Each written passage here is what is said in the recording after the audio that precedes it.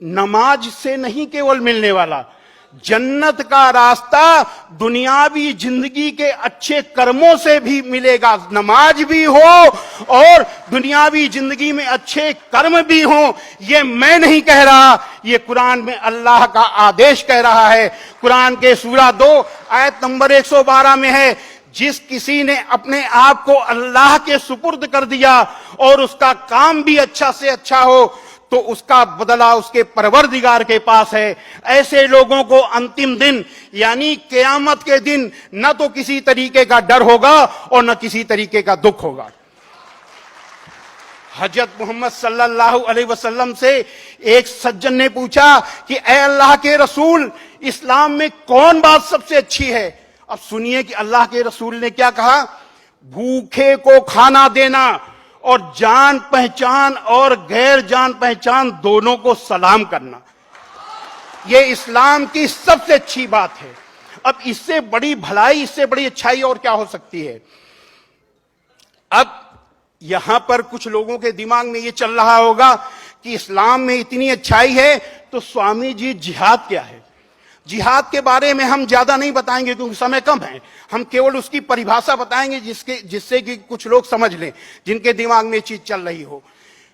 इस जिहाद की परिभाषा है कि असत्य, अन्याय, अत्याचार का विरोध करने के लिए और अपनी जीवन की रक्षा के लिए किया गया हर तरह का प्रयास, जिसका अंतिम विकल्प युद्ध है, जिहाद है। यानी असत्य, अन्याय, अत्याचार और अपने जीवन की रक्षा के लिए जब सारे प्रयास समाप्त हो जाएं, बातचीत के सारे रास्ते बंद हो जाएं, तो जो अंतिम विकल्प जो युद्ध होता है वो जिहाद का युद्ध है। ये है जिहाद। और इसी से आप समझ लीजिए कि इस्लाम लड़ाई का मजहब नहीं है, इस्लाम बदला लेने का मजहब नहीं है, इस्लाम दिल जीतने का मजहब है। इस्लाम में भलाई का इस्लाम में बुराई का बदला बुराई नहीं, इस्लाम में बुराई का बदला भलाई है। हमें यहां कुरान की मजीद की एक आयत याद आ रही है। कुरान मजीद के सूरा 41 आयत नंबर 34 में है, भलाई और बुराई बराबर नहीं हो सकती, तो लोगों की सख्त बातों का ऐसे तरीके से जवाब दो जो बहुत अच्छा हो। ऐसा करने से तुम देखोगे कि जिसमें और तुम में पहले दुश्मनी थी, अब वो तुम्हारा गहरा दोस्त है। हजरत मोहम्मद सल्लल्लाहु अलैहि वसल्लम पर कुरान उतरी, उतरने के बाद आपके कर्मों में उतर गई, उतरने के बाद आपके दिल में उतर गई और दिल में उतरने के बाद आपके कर्मों में उतर गई। आपके एक एक काम अल्लाह के हुक्म के अनुसार हुआ करते थे। आपका एक एक कदम अल्लाह के हुक्म के हिसाब से बढ़ता था। आपने अपने पूरे जीवन में किसी के लिए कोई कड़ी बात नहीं की, किसी का दिल नहीं दुखाया और कभी भी बुराई का बदला बुराई से नहीं दिया। मुझे यहां एक घटना याद आ रही है। एक बुढ़िया माई, आप जिस रास्ते से जाते थे, वो बुढ़िया माई, वो गैर मुस्लिम थी, वहां पर रहती थी, वो इतना चिढ़ती थी कि आपके ऊपर कूड़ा फेंकती थी।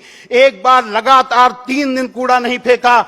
हजरत मोहम्मद सल्लल्लाहु अलैहि वसल्लम ने सोचा कि बुढ़िया माई कहीं बीमार तो नहीं हो गई, उसने मेरे ऊपर 3 दिन कूड़ा नहीं फेंका। वो उन्होंने आवाज दी, माई माई। बुढ़िया माई ने पूछा, कौन? आपने कहा, मैं मोहम्मद। इतना सुनना था कि बुढ़िया माई बहुत जोर से नाराज हुई, बोली, ए मोहम्मद यहां कैसे आए? आपने कहा, माई आपने 3 दिन से मेरे ऊपर कूड़ा नहीं फेंका, मैंने सोचा कहीं आप बीमार तो नहीं हो गई, मैं आपको देखने चला आया। इतना सुनना था कि बुढ़िया माई फूट फूट कर रोने लगी, ए मोहम्मद आप कितने अच्छे हो, मैं कितनी बुरी हूं, मैं आपके ऊपर रोज कूड़ा फेंकती थी और आप मेरा हाल लेने आए हो। और अंतिम समय बुढ़िया माई आपकी अनुयायी बन गई। हजरत मोहम्मद सल्लल्लाहु अलैहि वसल्लम ने बुढ़िया माई की बुराई की वजह से बुढ़िया माई से लड़ाई नहीं की, बुढ़िया माई से बदला नहीं लिया, बल्कि अपने अच्छे आचरण, अच्छे अमल से बुढ़िया माई का दिल जीत लिया। हजरत भलाई और बुराई बराबर नहीं हो सकती, तो लोगों की सख्त बातों का ऐसे तरीके से जवाब दो जो बहुत अच्छा हो। ऐसा करने से तुम देखोगे कि जिसमें और तुम में पहले दुश्मनी थी, अब वो तुम्हारा गहरा दोस्त है। हजरत मोहम्मद सल्लल्लाहु अलैहि वसल्लम दुनिया के सबसे अच्छे इंसान थे।